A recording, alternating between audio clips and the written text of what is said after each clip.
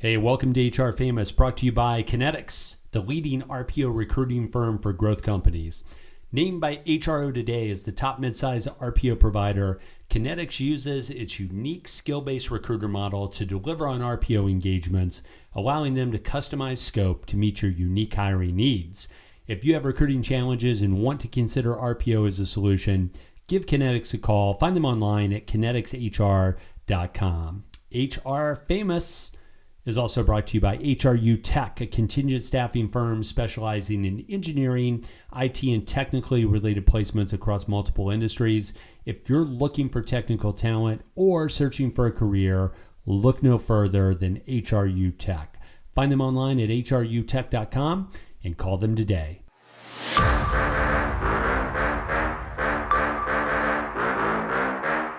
Hey, HR Famous, we are back to back with Tim Sackett leading the crew today, and I have Jessica Lee and Chris Dunn with me as always because we are locked in our homes because of the pandemic. When we first started this, guys, we thought that we would be less likely to be together, that it would be really hard to get all three of us together to record these. And early on, we did a couple of those, but since we've had a pretty long run of the trio. What do you feel about that? Do we need to bring somebody else in, get some fresh voices? Is that a hint? Are you trying to break up with one of us? No, I love both you guys. You know that. I would rather talk to you guys than most people in my life. Let's just put it that way. Miss Kim, if you're listening, that I'm not talking about you. I'm proud of us. No, and I'm proud of myself. Like I've made a commitment to keep showing up. It's fun. Thank you, Jessica. Yeah, thank you for that commitment. Such high praise. I'm going to keep showing up to this thing because I'm teaching my young kids, the right thing to do, not to cut bait and run. I know. Wow. She hasn't even had to slam the door on one of their faces yet in any episode, so that's pretty cool. Yeah, disappointing. All right, so hey, I'm going to start off because I'm not a huge McDonald's fan. I know, Jessica, the kids are probably crazy McDonald's, like Happy Meal kids. Are they? Do you guys, do they like the chicken nuggets, kind of thing? No. Well, no? I mean, I am a Mickey D's alum, in case you guys have forgotten. Shout out. Mickey D's alum. Career starter. Career starter. And so I will forever be committed to them. But actually, I never introduced McDonald's to them until this past summer. Oh, all right. So then they got all the chemicals in them now and they're completely addicted. So yeah. If you guys don't know, McDonald's has had a lot of success over the pandemic. In fact, I mean, literally lines of people trying to get through the drive-thru miles long because they launched a meal called the Travis Scott meal. For those uninitiated, as Katie likes to say, Travis Scott is a huge rapper and the kids love the Travis Scott. And so he came out with his meal, and his meal, I will give it to you, is a quarter pounder with bacon, fries with barbecue sauce, and a Sprite. That was the promotion. You could order, just give me the Travis Scott meal. And it literally, I think it was 4.6% increase in same-store sales for McDonald's, all directly related to this Travis Scott meal. So it went so well that they decided to do another promotion with Blavin, who is, again, you might not be familiar with him, but he's super popular Latin Colombian R&B artist. Like the Justin Bieber of Colombia, super popular. And he actually did, I'm trying to think of the artist that he had a huge song with. Anyways, his meal is Big Mac, fries, and an Oreo McFlurry. My first reaction to that is that meal is going to fail because those damn flurry machines are never working. So I'm great. Now they're going to have 10 million people waiting in line for a McFlurry. And you're going to they're the machine's down. Do you want a Sprite with that instead? But my question to you guys is, we're going to make HR Famous crew McDonald's famous. So now if you're listening, you can just go to McDonald's and go, give me the JLee or give me the KD. What is your meal? KD, I'll start with you. What's your McDonald's famous meal? So first of all, if they did one, maybe JLee would have more market success than you and I, Tim, but nobody is making a meal to like boost sales, like for you, like based on what you and I like. But the whole concept is this is your favorite meal, and people want to be like KD, so they want to eat the same thing. So give me your meal, and then I'll tell people what your meal really is going to be because you're lying to them. So I got to tell you this before I answer that question. You've never ate at McDonald's. So I fire up Mint, just personal finance, about once a month, just kind of track like where the spending's going.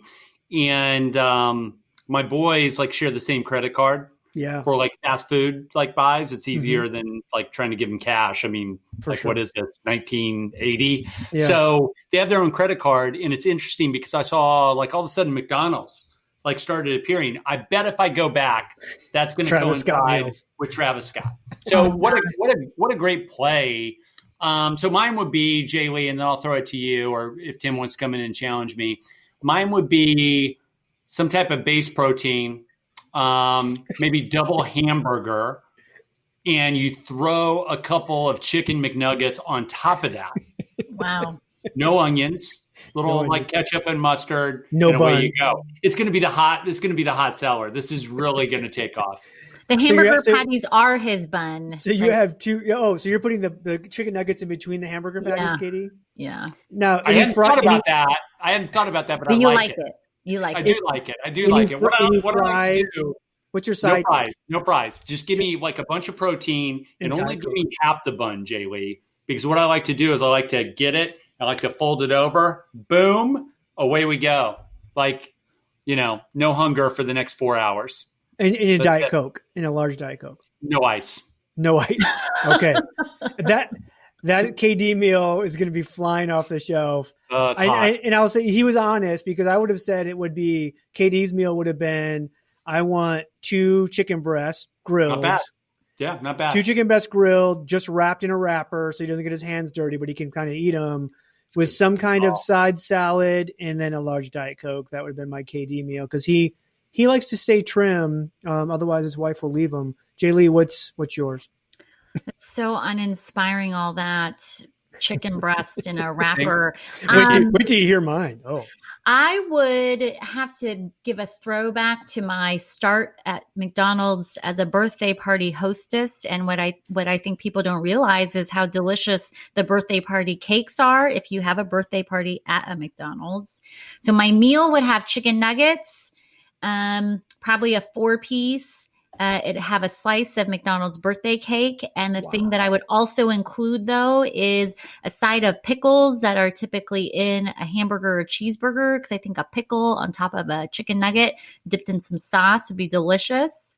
But you're doing the hot mustard sauce? What are you doing? Mix of mustard and sweet and sour. Yep. Blend those two together. If we could have that in a single packet, delicious. And what you drink?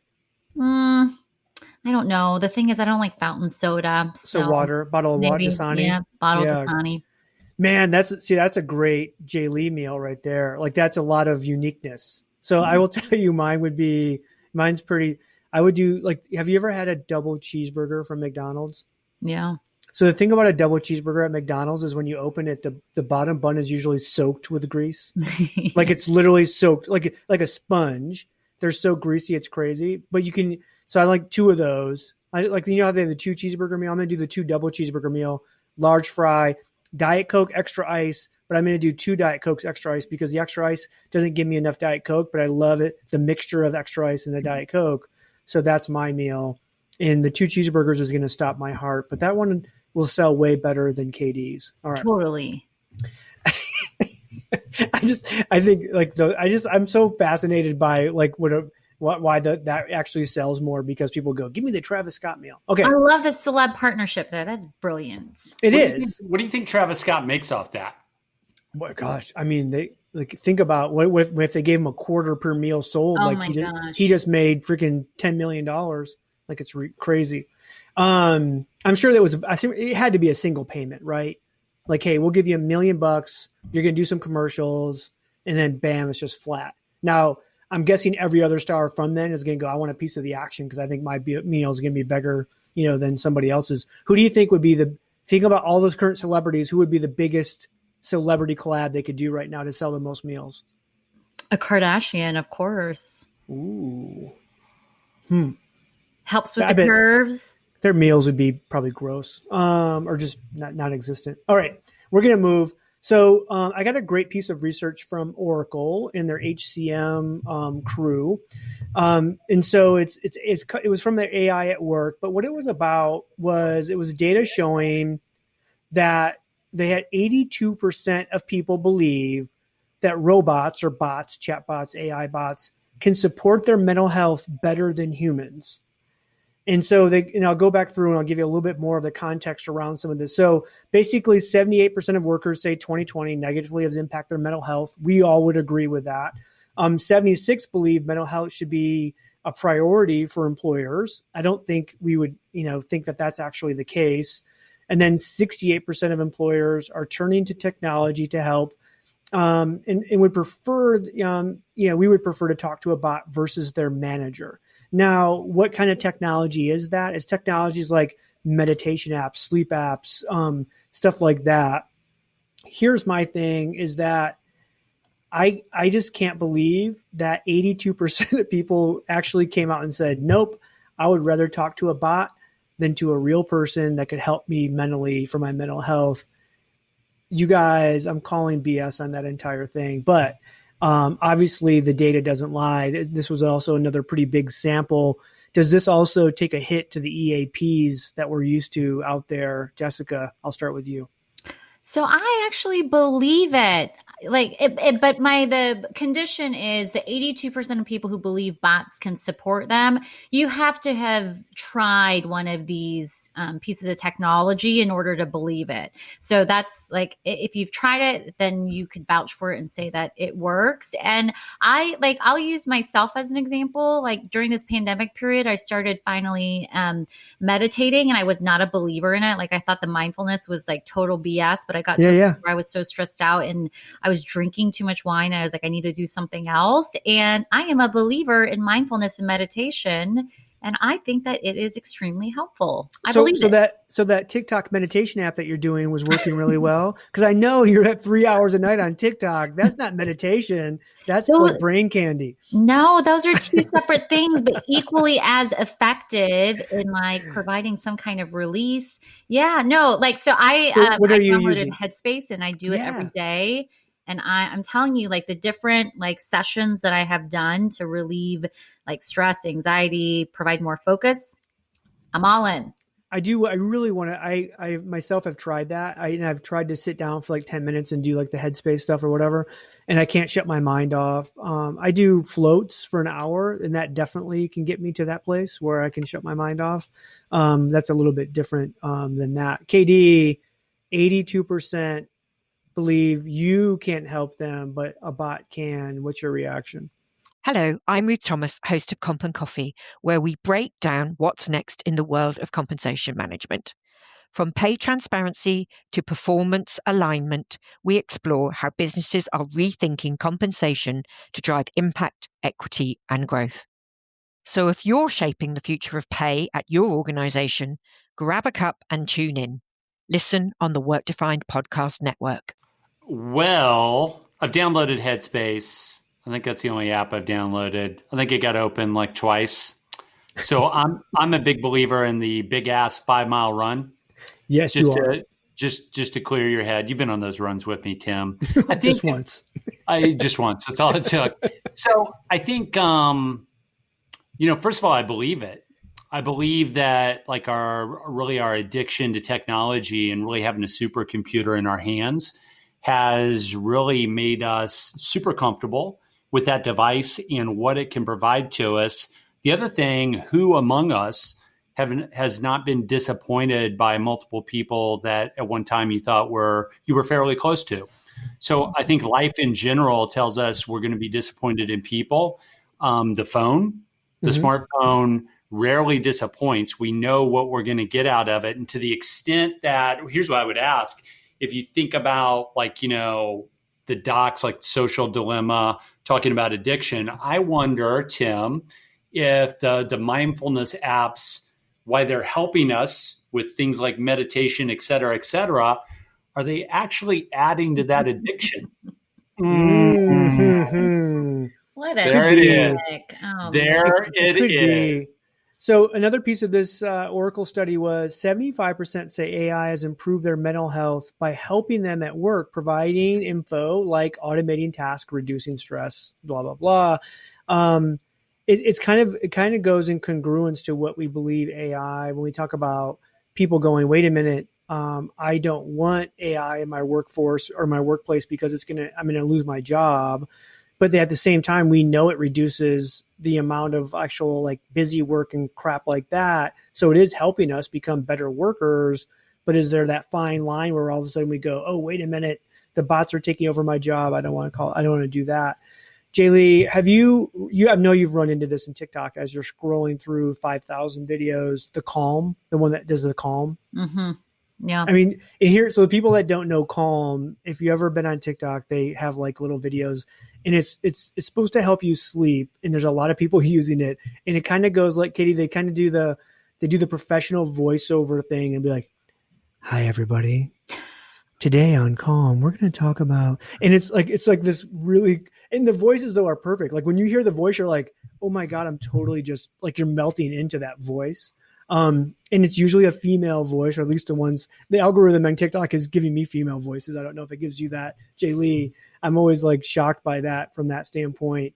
From there. But anyways, but so like when the study, like 75% of AI has improved mental health by helping them with their work. I don't know if I buy that though, because is AI really that good? I feel like I only get more frustrated or irritated because of the bad AI that's out there, where I'm like, why are you serving this up to me? Or you're so clearly a bot that doesn't have good AI and voice. Like I just get annoyed and it becomes a nuisance. It is not helping me. It's distracting me and I get mad. And then I have to go meditate because I'm just all worked up about how bad it is. My guess is there probably within the study, there were some specific things that they listed that said, hey, is this part of this helping, right? You or whatever. And then they're tying that back to mental health because that number does seem quite high from that. I'm wondering, do we feel like HR technology in the mental health space, is it really just gonna put traditional EAP models right out of business? Katie? Well, yeah, the EAPs, I'm sure, are worried about this. I'm sure they're already backstroking, trying to get to this like personal technology. And by the way, I'm sure the traditional EAPs, I mean, they should acquire rather than build, because they will never get this on a fundamental level in time not to go out of business and to see market share snapped up by EAPs that make a really smart acquisition or two to get here. By the way, like I'm not a user, so I'm a skeptic, and JLee can come in like hot here because it's worked for her, and I respect that. I think a lot of this comes down to, I just wonder, like how much of the addiction techniques that are in social media are also in those apps. I think at first blush, we say there aren't any. I think at second blush, we have to like think about how phones have invaded our lives and how addicted we are. By the way, great movie to watch. Like as a background for this, we should throw it in the show notes, is the Spike Jonze movie that was entitled Her, which has Joaquin Phoenix, who basically develops a relationship with an AI virtual assistant that not only provides like common routine tasks for him, but ultimately provides emotional support, maybe because he's not as capable of other people around him at developing a relationship. So I see it as this big continuum. And I forget what Joaquin Phoenix named. Oh, Theodore Twombly was the character in Her. And there's a whole bunch of people that are gettable to that. So JLee, I know, what do you see? Like, is there any addiction like in the app itself, not related to just everything you experience in your life with social media and the phone? Oh, well, totally. And by the way, like speaking of Her, like I've never been a big Scarlett Johannson fan. I think that she is overrated. But when I saw Her, and she that was good, right? The Her, she won me over. I was like, okay, you're legit. Like, not. And the great thing is she probably taped that from her home, probably overlooking the Pacific in Malibu. wearing PJs and fuzzy slippers. That's a good gig. But no, so like you're right. Like for the Headspace app, as like the one that I use, like there are all sorts of things in there made to try to make it more addicting. Like it reminds me, you know, of how long my run has been and like how many days in a row, what's my streak, and it rewards me for my participation, and it does all those things, and it certainly gives me all the reminders. Excuse me. Thank you. Katie, speaking of her and AI, like, you know, there's actually, and I've actually taken a look at a couple of these on demos, and the remote workspace. There's companies with using natural language processing and AI and machine learning that are developing remote AI friends that people can talk with and interact with, that are a little scary good, that are a little like, you know, like let's just, you know, hey Mark, you know, it's gone way beyond like, hey, Alexis, tell me what the weather is going to be like today. And Alexis goes, hey, here's the weather. Why are you interested? You know, and you start having a conversation, you know, back and forth. So the most basic like addiction is going to be notifications coming from the, you know, the Headspace or whatever app you use. It's going to be those notifications coming, like JLee said. And if Google can tell me based on the time of day and the day of the week where I'm going and tell me how far it is, I'm sure all of you have that experience. Yeah. Then you know that ultimately it's going to like see my heart rate like going up, and it knows that it's 10:30 and it digs into my calendar. That's time for the staff meeting. And rather than me dealing with Tim Sackett in that meeting, it's going to tell me, just get out of the meeting, go to your car. I've got what you need. I'm going to help you through this. Whereas, hey, maybe what I should have done is just like beheaded Tim Sackett in that meeting. Maybe I should have just taken him down. That's probably what I should have done. You know, the more we talk about this, the more I'm in agreement with the 82% believe robots can support their mental health. And part of that is too, because we haven't talked really about like generational stuff. Like you talk about like the Gen Z folks that are digital natives. I do think, like, I've taken a look again at some technology around harassment reporting, where I know we all three of us have been like that kind of third go between, or that contact for our EAP, and how so few employees would call and talk to a live person. But if you can get them to engage with a bot and report harassment and things of that sort, they're much more likely to do that. So I definitely want to see that. Okay, I'm going to get us out. We've been talking a little bit about TikTok. I know, JLee, you and I are users. Katie, are you in the TikTok at all? I do not have the app.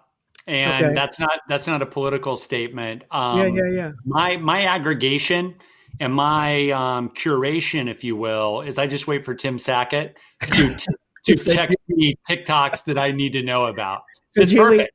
I will tell you, like, I'm more impressed with a TikTok algorithm than I think anything else I've dealt with in social media. It is so freaking strong and on point that it scares me a little bit at how good it is. And I know what it's doing to me. But I want to talk about weird TikToks. So there's all kinds of TikTok culture, right? There's gay TikTok, and there's gun TikTok, and there's whatever TikTok you start to go down this path and it feeds you more, right? That's how the algorithm kind of works. And so here's really weird that I love stand-up. So I have these weird stand-up TikTok where it's moms that are lip syncing stand-up comedians. So I'm in that TikTok hell. And the other TikTok hell I'm in is divorce moms over 40 TikTok. Like there's an entire channel of that. I'm also in that TikTok, which I have no idea. Like I've never searched on that. Of course, I'm in the dance, like TikTok, like whatever the latest dance thing is, like the Ocean Spray fish dog guy with the Fleetwood Mac song on the skateboard TikTok, and I think Chevy or Ocean Spray bought him a brand new car. So I'm wondering, JLee, the other TikTok I'm in is moms doing the baby talk TikToks, where they do like there's a voiceover of a kid saying really cute stuff, but it's a mom that's doing the lip sync. Somehow I get those videos shoved to me constantly. What weird TikTok algorithm, what does it have you in, JLee? Oh my gosh. This is so embarrassing, but I get a lot of plant owners, plant advice. Because of your one plant that you're in love with. Well, it's like 4 plants now, but there are a lot of urban gardening and plant lover TikToks that I get. I'm getting a lot of roller skating TikToks right now because I've been watching some roller skating TikTok, which has overlap with your Fleetwood Mac TikTok. I do get the moms over 40, not the divorced ones, but I get moms over 40 TikTok a lot. Those are probably the big ones. The plants are the weirdest ones, though. The divorce TikTok is super weird because it's literally just a bunch of moms who, by the way, look amazing. They're in very good shape, which happens. Like my wife and I figured that out when our friends got divorced. They all of a sudden they get into really great shape and look the best they have in years. And it's all about, see, like you didn't think I look good or whatever kind of thing. And I'm just like, this is the craziest thing ever. So Katie, see what you're missing on TikTok. By the way, my sons like have completely different TikTok. Like they didn't even know like the fish dog, Fleetwood Mac, like ocean spray thing. They had never even seen that when I'd already seen like a million different videos of people making fun of that one. Wait, you didn't mention Hamilton. I get a lot of Hamilton TikTok. Yeah, I'm not yet, but now that you said that on the phone, I'm sure I will get Hamilton TikTok, which I'll be very happy with. KD, any reaction to Jessica and I's addiction to TikTok? Just the last part. If Jessica is getting Hamilton stuff, that might be enough to suck me in. But other than that, I'm happy to have you just aggregating for me and sending me 3 TikToks a day that I need to know about. Yep. And I view them on the web, right? I just like open up the browser and view it. Doesn't have my information. It's not sending me anything, and I'm not going down shitty rabbit holes. I know. I'm trying to get on puppy TikTok. I would love puppy TikTok. Oh, there's puppy TikTok. I'm on some of that. All right. So that's what we had for you guys today. We'll put the liner note in the liner notes. We'll put in the Oracle human capital article so you can read through some of that. Some really great data around how we can support the mental health better for our employees by using some technology, including AI. And then, of course, go out and buy your KD and JLee McDonald's meals. And we'll, send us a note. Let us know how that meal went for you. So for Chris Dunn and Jessica Lee, I am Tim Sackett, and the HR Famous crew is done for the day. We are out.